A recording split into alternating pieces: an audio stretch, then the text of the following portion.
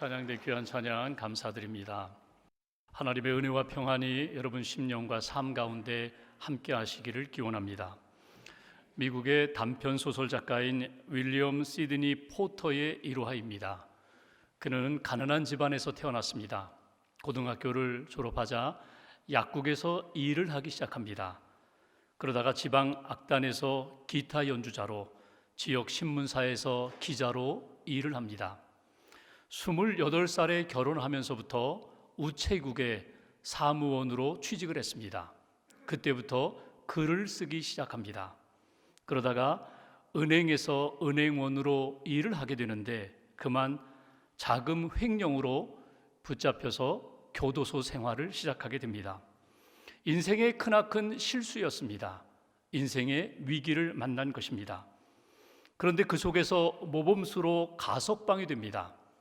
그때 이 윌리엄이 미국을 떠납니다. 멕시코 온두라스에서 1년 정도 도망자의 생활을 합니다. 그러다가 아내가 위독하다는 소식을 듣고 다시금 미국으로 돌아와 그 아내 곁에서 임종을 지켰습니다. 그리고 나서 다시 교도소로 들어가게 됩니다. 그런데 그 교도소에서 아주 귀한 한 사람을 만나게 됩니다. 교도관, 신실한 크리스찬 교도관을 만나서 그분의 영향을 받게 됩니다. 인생의 도전을 받게 됩니다. 그리고 나도 저분처럼 살고 싶다라는 그런 마음을 품게 됩니다. 기간이 되어서 이제 모범수로 교도소를 나가게 되는데 그때 이 윌리엄이 그 교도관에게 부탁을 합니다. 내가 이제 세상에 나가면 글을 써서 작품을 쓰게 될 텐데 당신 이름으로 내가 작품을 내고 싶다고, 이름을 빌려달라고 그렇게 부탁을 합니다. 그때 이 사람이 기꺼이 허락합니다. 내 이름을 사용하라고, 단 하나 내 이름에 부끄럽지 않은 삶을 좀 살아달라고. 그 교도관의 이름이 오헨리라는 사람입니다. 그래서 그 다음부터 윌리엄은 자기 이름으로 단편소설을 내지 않고 오헨리라는 이름으로 단편소설을 내게 됩니다. 그가 쓴 단편소설이 약 300여 편 됩니다. 그런데 그의 소설에는 한 가지 특징이 있습니다. 반전이 있다는 것입니다. 자기 인생이 그러했던 것처럼 큰 위기와 시련 속에서 새로운 반전, 새로운 변화를 맞이했던 자기 인생처럼 단편소설에 등장하는 사람들이 반전되는 그러한 이야기들을 많이 펼쳐냈습니다. 여러분의 인생에 큰 반전이 있었습니까? 인생의 반전이 된 위기는 무엇이었습니까? 여러분은 그 위기를 어떻게 극복하였습니까? 오늘 성경에서 우리는 위기 가운데 있는 한 가정을 만나게 됩니다. 이삭의 가정입니다. 이삭이 자기도 모르게 속아서 자기는 에서에게 축복 기도한다고 했는데 그만 야곱에게 축복 기도를 했습니다. 그것이 다 드러나게 되었습니다.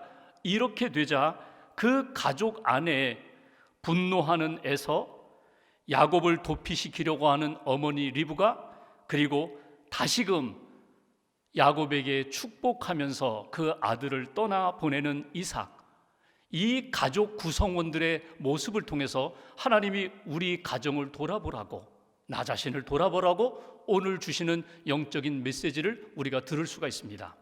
오늘 본문 41절 말씀을 봉독하겠습니다. 41절 함께 봉독합니다.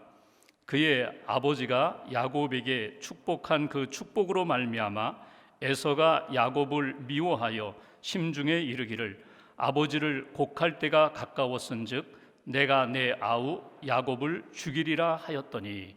오늘 말씀에 보면 에서의 지금 마음의 상태, 감정, 생각이 그대로 드러나고 있습니다. 성경을 보시면 오늘 에서가 야곱을 미워했다, 미워하고 있다, 그리고 심중에 이르기를 마음에 생각하고 있습니다. 그 생각이 무엇인가 하면 아버지를 곡할 때가 가까웠은즉 이제 아버지 얼마 살지 못하고 죽게 되면 내가 내 동생 내 아우를 죽이리라. 지금 에서의 마음의 상태가 어떻습니까? 미움으로 가득 차 있습니다. 속았다는 것입니다. 동생에게 속았다는 것입니다. 저놈이 내 축복을 빼앗아갔다는 것입니다. 그래서 야곱을 미워하고 있습니다. 그 미움이 증오로 발전합니다. 분노로 가득합니다. 그리고 마침내는 죽여버리겠다. 아버지가 돌아가시면 죽여버리겠다.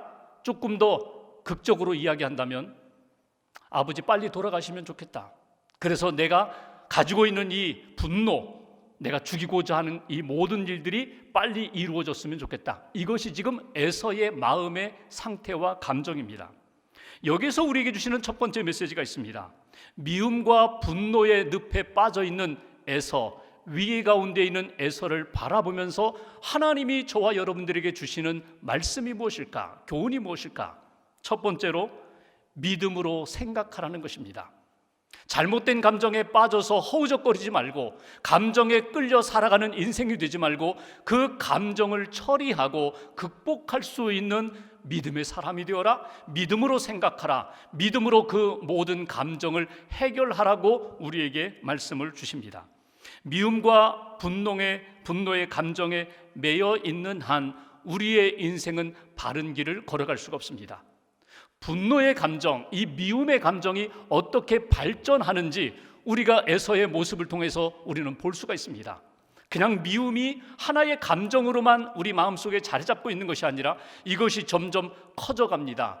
발전하게 됩니다. 그래서 어떤 모습이 나타납니까? 주변에 있는 사람들이 내 마음과 내 감정, 내 모습을 읽을 수가 있다는 것입니다.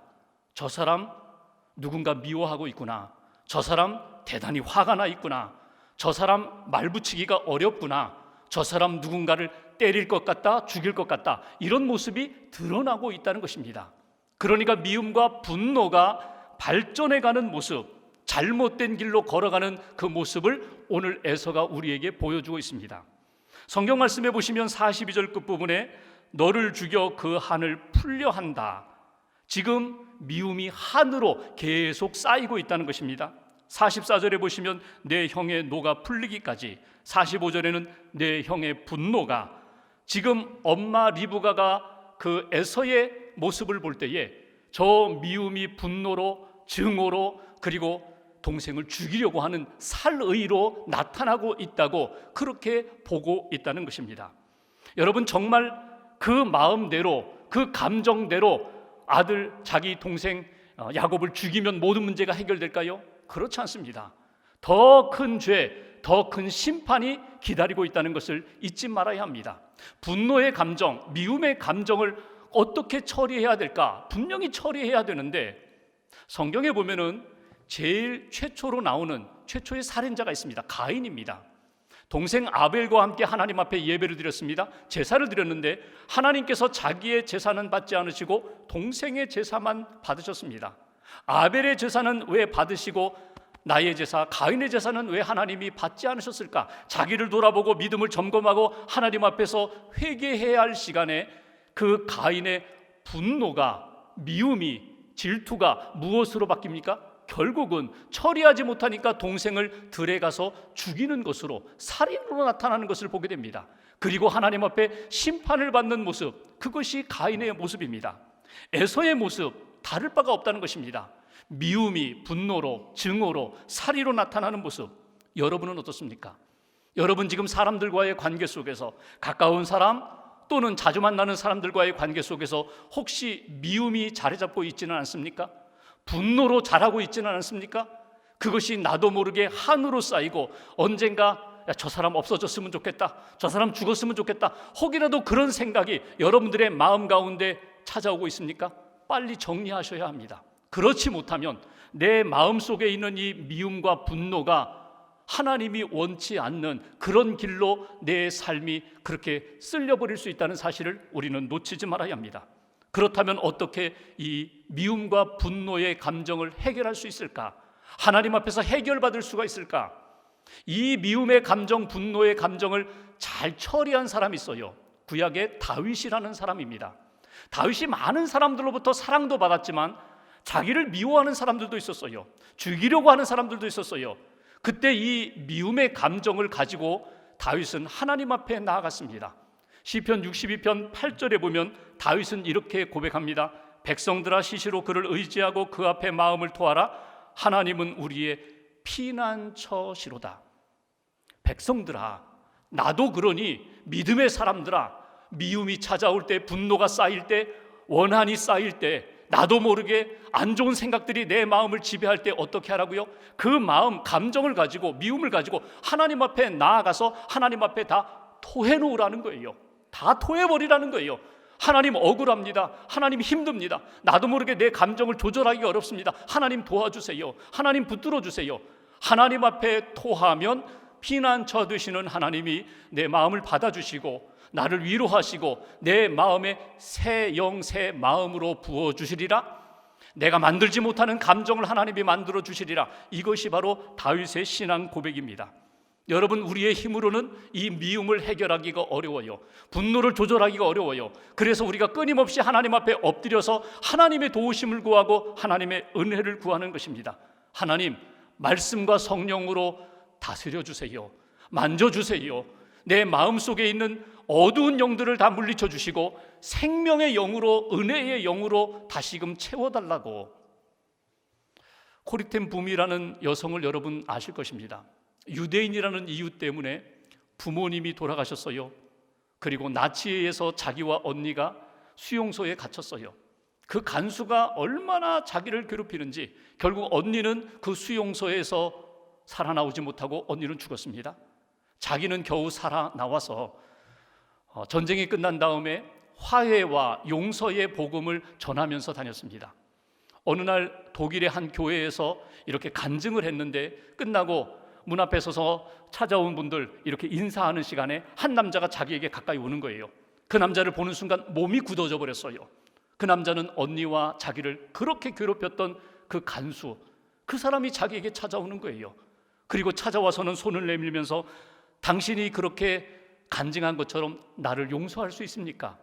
용서해야 한다고, 화해해야 한다고 그렇게 당신이 말했는데 나를 용서할 수 있습니까? 그 이야기를 듣자 그동안 잊혀졌던 감정들, 그것이 다시금 일어나는 거예요. 피가 막 솟구쳐 오르는 거예요.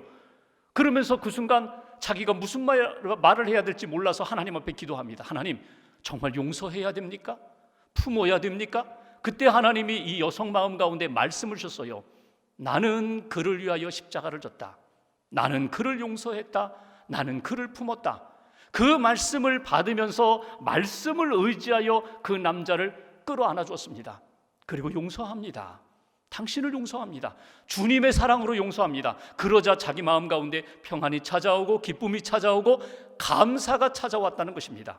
여러분 마음 가운데 사람들로 인한 미움과 분노와 그리고 한이 쌓여 있다면 오늘 다윗이 그러했던 것처럼 하나님 앞에 나아가 다 토해 놓으십시오. 사람들에게 대응하지 마십시오. 악을 악으로 대응하지 마십시오. 하나님이 주시는 마음을 따라 기도하면서 선으로 응답할 수 있는 믿음의 사람, 하나님 앞에서 믿음으로 생각하라는 거예요. 감정에 끌려가지 말고, 악한 영에 끌려가지 말고 하나님이 주시는 마음과 말씀으로 무장하면서 이 감정의 위기, 감정의 파도를 극복할 수 있는 저와 여러분들 되시기를 주님의 이름으로 기원합니다. 두 번째로 42절 말씀 보십시오. 42절 제가 봉독하겠습니다. 맏아들 에서의 이 말이 리브가에게 들리매 이에 사람을 보내어 작은 아들 야곱을 불러 그에게 이르되 내 형 에서가 너를 죽여 그 한을 풀려 하니. 43절 44절 두 절 같이 봉독하겠습니다. 내 아들아, 내 말을 따라 일어나 하란으로 가서 내 오라버니 라반에게로 피신하여 내 형의 노가 풀리기까지 몇 날 동안 그와 함께 거주하라. 아멘. 오늘 그 에서의 마음을 읽었어요. 에서가 투덜대면서 동생 죽일 거야 그 소리를 엄마 리브가가 들었어요. 그러자 마음이 다급해졌습니다. 왜요? 자기가 사랑하는 야곱이 죽을 것 같으니까, 형에 의해서 죽임을 당할 것 같으니까. 그래서 야곱을 부릅니다. 43절 다시 한번 보십시오. 이렇게 말합니다. 내 아들아, 내 말을 따라. 이제부터는 엄마 말 잘 들어. 엄마가 시키는 대로 해. 그래야 너도 살고 엄마도 산다. 엄마도 살고 너도 사는 거야. 엄마 말대로 해. 일어나 지금 빨리 떠나라. 피신하라. 그 삼촌, 내 외삼촌, 내 오빠 되는 라반 집에 가서 며칠 머물면 돼. 빨리 도망가, 빨리 도망가. 지금 이것이 리브가의 판단과 생각입니다. 여러분, 리브가가 어떤 여성입니까? 처음 시집 올 때에 자기를 찾으러 온 아브라함의 종이 자기를 선택하고 하나님이 당신을 선택하셨습니다. 당신의 배우자인 지금 이삭이 기다리고 있습니다. 그때 리브가가 어떻게 했어요? 믿음으로 결단한 여성이에요. 친정의 식구들이 아이고 며칠만 더 있자, 열흘 정도만이라도 좀 같이 머물다가 떠나자. 그때에도 아닙니다. 지금 가겠습니다.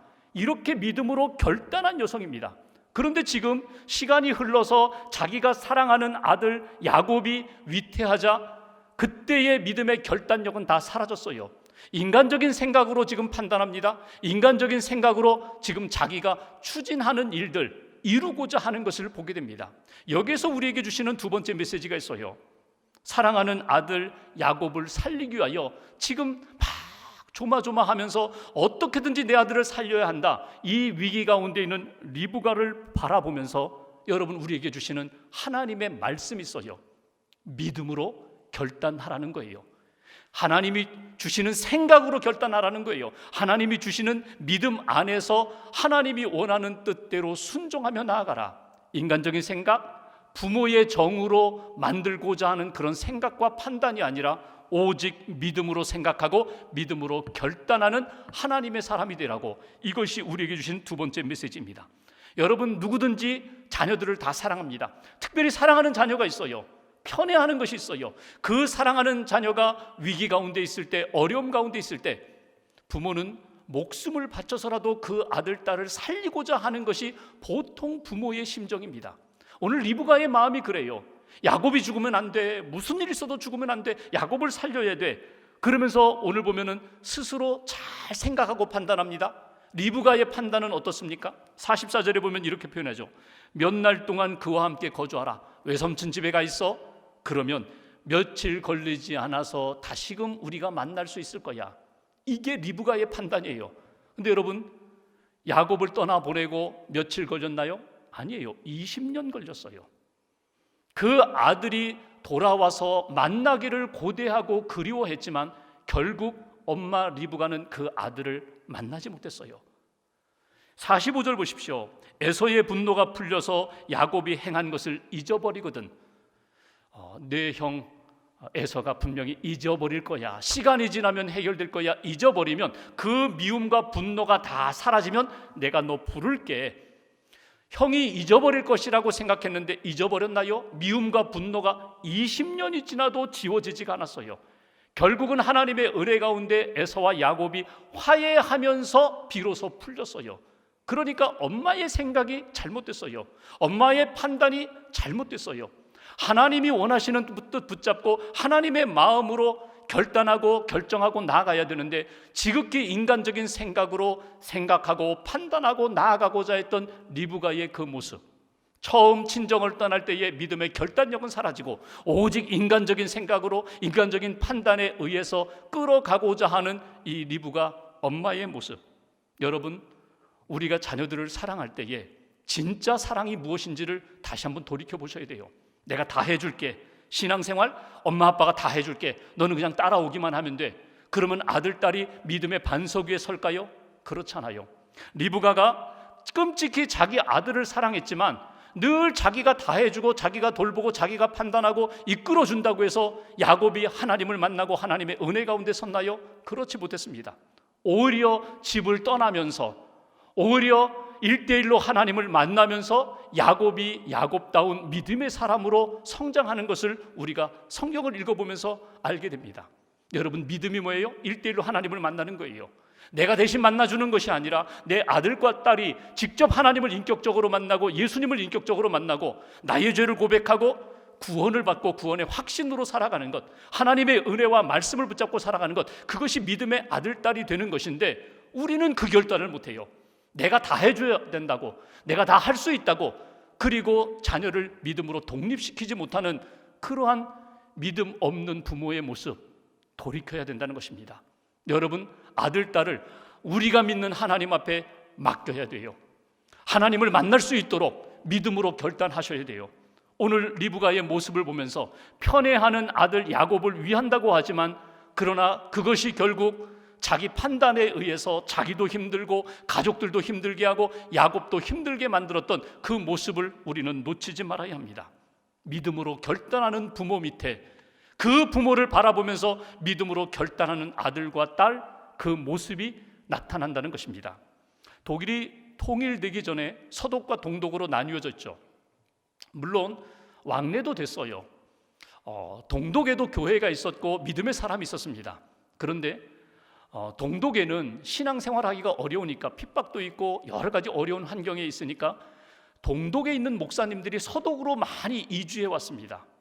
어느 날 서독에서 잘하고 공부한, 신학 공부한 젊은 목사님이 하나님 앞에 기도하는데 하나님이 그런 마음을 주시는 거예요. 내가 서독에서 이렇게 목회를 잘할 수 있지만 동독에 잃어버린 영혼을 향하여 동독으로 들어가서 잃어버린 영혼들을 섬기면 좋겠다. 그곳에서 목회하면 좋겠다. 하나님이 주신 마음과 말씀을 아멘으로 받았습니다. 그리고 믿음으로 결단하고 가족들과 함께 서독을 떠나 동독으로 들어갔어요. 그 목사님이 호르스트 카스너라는 목사님이에요. 그 동독으로 들어갈 때에 어린 딸이 있었습니다. 육주된 2달도 되지 않은 갓난 어린 딸을 데리고 동독에 들어가서 그곳에서 목회를 했어요. 그곳에서 목회하면서 그 딸을 잘 양육했습니다. 어린 딸이 왜 우리는 동독에서 힘들게 이렇게 살아야 되는가 순간순간 생각했지만 그 아버지 목사님의 결단, 그 믿음을 보면서 이 아이가 성장했어요. 그리고 아버지의 그 믿음을 본받았어요. 여러분, 그 여성이 누군지 아세요? 지금 독일의 총리로 있는 앙겔라 메르켈 총리입니다. 아버지의 믿음, 아버지의 결단, 아버지의 헌신, 그거 보고 나도 믿음으로 결단하고 순간순간 위기 가운데 하나님을 붙잡고 하나님을 만나고 하나님을 의지하며 사는 인생이 되었다는 것입니다. 믿음으로 결단한다는 게 뭘까요? 내가 능력이 있으니까, 내가 믿음이 좋으니까, 내가 힘이 있으니까 내가 다 해줄게. 그냥 너는 엄마만 믿고 따라와, 아빠만 믿고 따라와. 그 믿음의 결단 아닙니다. 진짜 믿음의 결단은 우리 아들, 딸, 손주들이 하나님을 직접적으로 만날 수 있도록 하나님 앞에서 믿음으로 설 수 있도록 도와주는 것, 그것이 진정한 믿음의 결단이라는 것입니다. 여러분, 지금 위기가 무엇입니까? 여러분이 만난 위기가 무엇입니까? 가정의 위기가 무엇입니까? 자녀들의 어려움과 위기가 무엇입니까? 위기 가운데 하나님을 만나야 합니다. 아니, 하나님을 꼭 만날 때에 하나님의 은혜도 받고 믿음의 대장부로 설 수 있다는 것, 이것이 오늘 리브가의 모습을 통하여 우리가 배울 수 있는 신앙적 교훈입니다. 마지막 한 가지, 28장을 보십시오. 1절 2절에 보면은 이삭 아버지가 떠나는 야곱을 위하여 축복을 합니다. 근데 축복하기 전에 1절 2절에 먼저 권면을 해요. 권면의 내용은 이것입니다. 너 이방 여인들과 결혼하지 말아라. 믿음의 사람과 결혼해라. 라반의 딸 믿음의 사람들과 반드시 결혼하여 가정을 이루어야 한다. 그리고 3절 4절 아버지 이삭이 야곱에게 축복하는 내용을 읽어보겠습니다. 3절 4절 2절 같이 봉독합니다. 전능하신 하나님이 내게 복을 주시어 내가 생육하고 번성하게 하여 내가 여러 족속을 이루게 하시고 아브라함에게 허락하신 복을 내게 주시되 너와 함께 내 자손에게도 주사 하나님이 아브라함에게 주신 땅 곧 내가 거류하는 땅을 내가 차지하게 하시기를 원하노라. 아멘. 오늘 아버지 이삭이 아들 야곱, 이제 피난 떠나는 아들 야곱에게 축복하는 내용입니다. 여러분, 아버지 이삭이 지금 야곱에게 2번 축복했어요. 27장에 한 번 축복하고 지금 떠나는 야곱에게 2번째 축복합니다. 27장의 첫 번째 축복할 때에는요, 야곱이라고 생각하지 못했어요. 내가 사랑하는, 내가 좋아하는 남자다운 에서라고 생각하고 축복했습니다. 아버지의 마음으로 엄마 몰래, 그리고 둘째 야곱 몰래 내가 너에게 축복하는 거야, 그렇게 생각하고 축복했어요. 그때 빌었던 복이 무엇입니까? 하나님과의 관계에서 형통하라, 사람들과의 관계에서 형통하라, 물질적으로 하나님의 복을 받아서 형통하라. 그 복을 빌었지만 지극히 아버지의 마음으로 그렇게 복을 빌었어요. 근데 오늘 2번째 복을 빈 것은 아버지의 마음이라기보다는 이것은 하나님을 믿는 믿음으로 그 야곱에게 복을 빈 내용입니다. 그러니까 첫 번째는 하나님의 은혜와 감동, 하나님의 그 영적인 은혜 가운데 복을 빌었다기보다는 아버지의 마음으로 복을 빌었고, 2번째는 전적으로 자기가 믿는 하나님을 의지하면서 하나님 이 야곱에게 복을 주세요. 하나님이 선택하신 야곱입니다. 하나님 복 주셔야 합니다. 그래서 이렇게 시작하잖아요. 전능하신 하나님이, 창조주 하나님이 너에게 복을 주시지어다. 여기 두 가지 복을 빕니다. 28장에 보면 하나는요, 창세기 1장 28절에 나오는 생육하고 번성하여 땅에 충만하라. 창조하신 다음에 아담과 하와에게 복을 빌어주셨던 것처럼 생육하고 번성하여 땅에 충만하라, 그 복을 빌어요. 그리고 두 번째는 자기의 아버지 아브라함의 하나님, 나의 하나님 이삭의 하나님, 그리고 너의 하나님, 아버지 아브라함이 하나님의 말씀을 받고 약속을 붙잡고 복을 받았던 것처럼, 아버지가 자기에게 축복한 대로 자기가 복을 받았던 것처럼 내가 하나님을 믿고 네게 복을 주니 네가 하나님의 복을 받으라고 믿음으로 축복한 것을 우리가 읽을 수가 있습니다. 여기에서 우리가 놓치지 말아야 할 세 번째 메시지가 있습니다. 오늘 이삭이 축복하는 모습을 보면서 여러분, 저도 여러분도 자녀들에게 또 손주들에게, 이웃들에게 어떻게 해야 된다고요? 믿음으로 축복하시라는 거예요. 내가 복을 주는 것이 아닙니다. 하나님이 복을 주십니다. 하나님이 복을 주시도록 믿음으로 축복하라. 여러분, 만약 이삭이 이렇게 생각했다면 어떨까요? 야, 내가 너에게 축복할 자격이 없다. 나는 육신적으로도 눈도 어둡고 영적으로도 어두워서 내가 실수도 했잖아, 실패도 했잖아. 내가 이렇게 부끄러운 모습으로 내가 어떻게 너에게 축복할 수 있겠니? 여러분, 이러지 않았어요. 이삭은 오직 믿음으로, 나는 부족하고 실패하고 연약하지만 하나님, 전능하신 하나님이 너에게 복을 주실 거야. 오직 믿음으로. 이삭이 야곱을 바라보면서 너희는 매일 속이기만 하고 거짓말만 하고 너는 복받을 자격 없어 이놈아, 그렇게 하지 않았어요. 인간적으로 볼 때에는 부족한 아들이지만 하나님이 복을 주시면 그의 인생이 달라지고 새로워진다는, 복받는 인생이 된다는 것을 믿었기 때문에 그 야곱을 향하여 축복한 것입니다. 여러분, 이 이삭의 믿음과 마음을 여러분 품으셔야 합니다. 나는 부족하지만 전능하신 하나님이, 내 자녀는 아직도 연약하지만 전능하신 하나님이 붙들어 주시면 그의 인생은 달라지리라, 하나님이 기뻐하시는 인생이 되리라. 이렇게 축복하는 믿음의 부모가 되어야 한다는 것입니다. 여러분, 우리가 사도신경에서 나는 전능하신 아버지 하나님, 천지의 창조주를 믿습니다. 전능하신 하나님을 믿는다고 우리는 날마다 고백합니다. 그 하나님이 우리가 회복되기를 원하십니다. 우리 가정이 회복되기를 원하십니다. 내가 회복되기를 원하십니다. 부족하고 연약해서 실수하고 넘어지고 또 범죄하는 그런 연약한 질그릇과 같은 인생이지만 다시금 우리에게 말씀을 주시고 성령을 통하여 회복해 주십니다. 그리고 하나님을 믿고 믿음으로 축복하라고 우리에게 권면해 주십니다. 1858년 미국 뉴욕의 한 가정에 남자아이가 태어났어요. 사내아이가 태어났다고 좋아했는데 보니까 너무너무 연약한 아들입니다. 다리가 너무 가늘어요. 제대로 걷지를 못합니다. 시력이 나빠요. 천식이 있어서 생일 케이크 꽂혀있는 촛불 후 하고 제대로 불지 못하는 아주 연약한 장애를 안고 태어난 아들입니다. 그런데 그 아들 아버지가 믿음이 있어요. 그래서 이 아들을 향하여 늘 이렇게 얘기합니다. 사랑하는 아들아, 내가 비록 연약하고 장애가 있지만 괴로워하지 말아라. 힘들어하지 말아라. 내가 전능하신 하나님을 믿고 전능하신 하나님을 힘있게 의지하면 전능하신 하나님이 너를 붙들어 주시리라. 내가 너 다 붙들어주고 도와주지 못하지만 내가 하나님을 믿고 내가 하나님을 의지하면 그 하나님이, 전능하신 하나님이 너를 붙들어 주시리라. 매일매일 그 이야기, 그 축복을 들으면서 이 아이가 성장했습니다. 성장하면서 운동도 했어요. 장애도 있지만 아주 믿음으로 대장부가 되어서 적극적으로 살아갑니다. 23살에 뉴욕 주의원에 당선됩니다. 그리고 43살에 대통령이 됩니다. 그 사람이 루즈벨트 대통령입니다. 아버지의 축복을 매일 들었던 그 아들, 아버지의 축복을 들으면서, 아버지의 축복을 믿음으로 받으면서 나는 하나님을 믿습니다. 하나님을 의지합니다.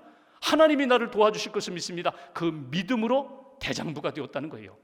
여러분, 자녀들에게 언제 축복하셨어요? 지난번 절기 때?